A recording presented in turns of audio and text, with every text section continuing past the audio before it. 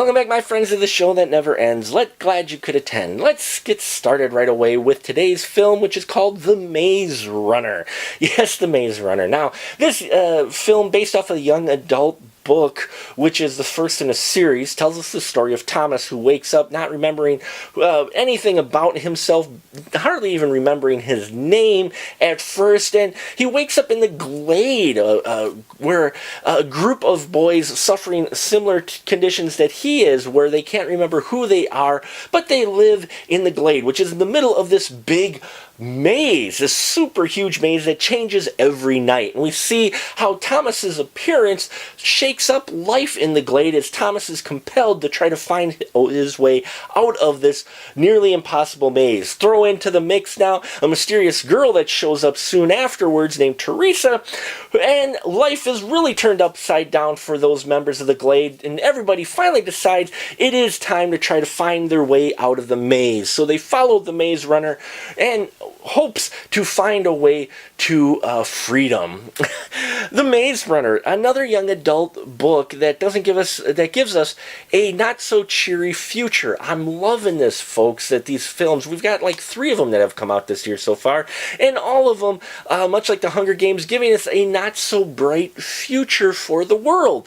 And these are the type of films that you would normally see maybe in the 80s that was big in the sci-fi, the whole post-apocalyptic thing, human race trying to survive at the end. And even though these are young adult books, they do have some very mature themes. And I'll tell you right now, The Maze Runner surprised me. I went in there knowing very little about it. I didn't read the books. While I don't do a lot of reading, this one is kind of out of my demographic, and I think it hit the schools after I graduated. But I was surprised at how this story played out, and especially with the character of Thomas and Teresa. Now, Thomas is played in the film by Dylan O'Brien, who is from the Teen Wolf series, and you feel his confusion and also his passion and his being compelled to try to find his way out of the maze, as well as the mystery. I love the mystery behind his character and the twists that they took with his character as the story played out. Now, this other cast of characters that he has around him are really entertaining and unique. You've got Albie in here playing played by Alma Mean. Does a great job of conveying this leadership presence. You can see why the other boys follow him, why he is the leader of the group in the Glade. He really gives that commanding presence, and really enjoyed his performance. I also enjoyed the performance of everyone else in here. You got Ki Hong Lee, who plays Minho. Loved his character as one of the Maze Runners. You've got Blake Cooper in here as Chuck. Yes, Chuck. And I enjoyed his character quite a bit. He hasn't done a lot. I think he's one of the only young actors in here. They're not all kids. Some of them are in their 20s. But I think he's one of the ones that has the least experience in here. Enjoyed his character quite a bit. You felt sensitive, felt the connection to him. You've got Thomas Brody Sangster in here, who's not only the voice of Ferb, was in Game of Thrones, he also was in a Doctor Who episode. Love every time he's on the screen, and whatever role he's in. Does great as Newt, the second in command of the group of the Glade, okay?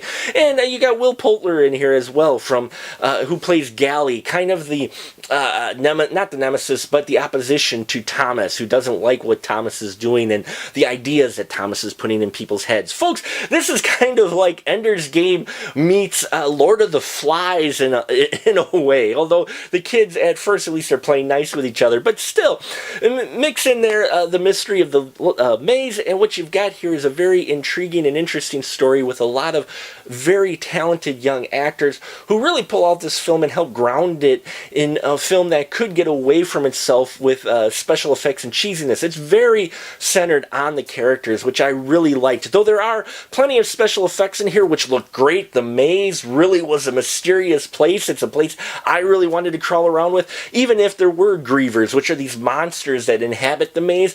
Loved their design, this kind of biological techno combination spider-type creature. Loved their look. Very creepy and eerie and a bit scary. This has a lot of horror moments in it. It had a little bit of, thriller horror moments in it as well, which I was surprised it had. And enjoyed as well. Yes, The Maze Runner overall is a very entertaining film. Don't let the fact that it's based off of a young adult novel turn you away from seeing it, you older folks out there. I think you'll enjoy it, especially giving you that feeling of the old 80s kind of sci-fi film. This one definitely had it. It was only done on a limited budget. Now, Wes Ball, who directed this, only had done indie shorts before this. An indie filmmaker, to have a film that's going to become a franchise. We already know the sequel, I believe it's The Scorch Trials, is coming up.